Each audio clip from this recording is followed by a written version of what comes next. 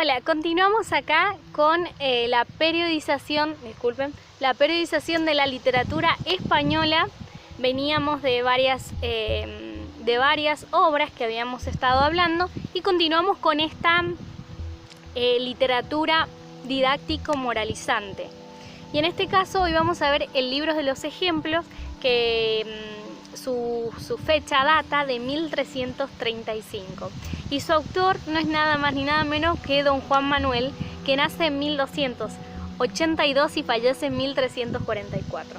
Bueno, vamos a ver un poco de la estructura. La estructura de esta obra es totalmente distinta a las que habíamos estado viendo. Esta consta de 51 cuentos. Estos cuentos tienen una estructura muy similar en cuanto a su relato. Tenemos a dos personajes. Hay quienes lo llaman también el conde Lucanor en la obra. Hay varios, el libro de los ejemplos, del conde Lucanor y Patronio, hay extensos nombres, pero bueno, yo lo llamo el libro de los ejemplos. Bueno, el conde Lucanor y Patronio son los dos personajes principales y los por excelencia de esta obra. Tenemos al conde Lucanor, que siempre le presenta a Patronio, que es su consejero. Obviamente el conde Lucanor tiene más estabilidad, o es más alto su estatus social, o es más noble, y el conde y Patronio es menos noble que el conde.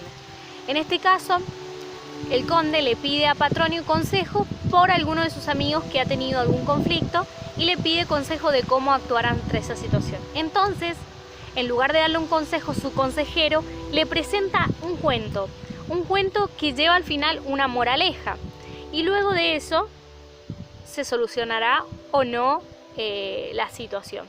Y siempre estos relatos o estos cuentos son cuentos populares y muy conocidos, que los encontramos en muchas otras obras o en muchos otros contextos culturales.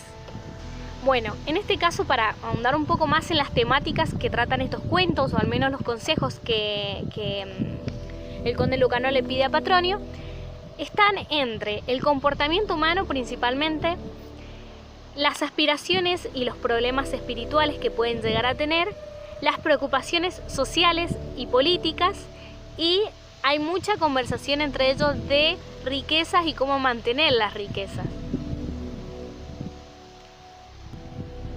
Bueno, y para conocer un poquito más con respecto a las características de la obra, al contexto y a todo lo necesario saber para sostener el porqué de esta obra, es principalmente conocer un poco el contexto de España y reconocer que en este momento había una regresión demográfica, es decir, se estaba llevando a cabo la Reconquista, y por lo tanto debía más que nada influir en esto la educación en las personas y ofrecer una doctrina válida para todas las circunstancias delicadas en las que puedan hallarse los lectores, y sostenerlo y enseñar y hacer de esta didáctica moralizante una escuela.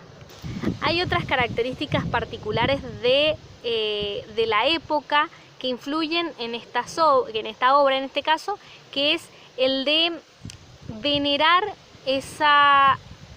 la antigüedad grecorromana,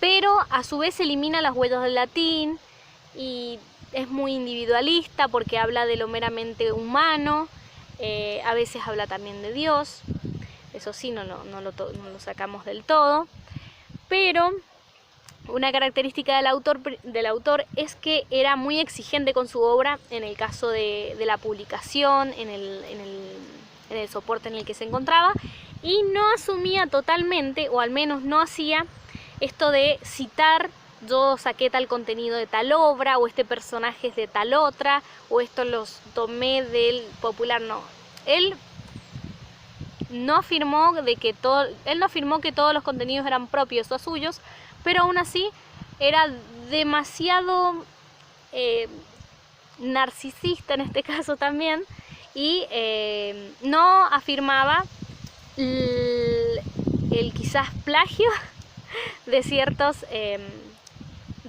historias que ingresó en su obra. Así que bueno, acá vimos el esta obra que es